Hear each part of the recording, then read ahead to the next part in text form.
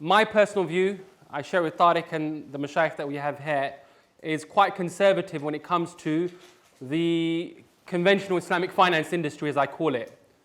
I think people started out, and I've spoken to a lot of scholars who are involved in the Islamic finance industry, and it's hard to say that they weren't sincere.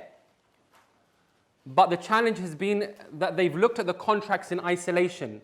And this is, as Tariq has said, and Sheikh Faraz said earlier, when you look at the individual parts of the contract, they're completely legitimate. When you look at the individual parts of the contract, they're completely legitimate. But the cumulative effect of putting all the contracts together make the outcome of those contracts impermissible. When you put them all together. And it's something to bear in mind. And this is why you find people who are talking against the industry say, we need to stop being Sharia compliant. And the way it works normally is you'll find a product, a conventional product, and we say, how do we make this halal? Right? This is how do we make this halal? So let's look at this, let's tweak this. Let's tweak this, let's tweak this, let's tweak this.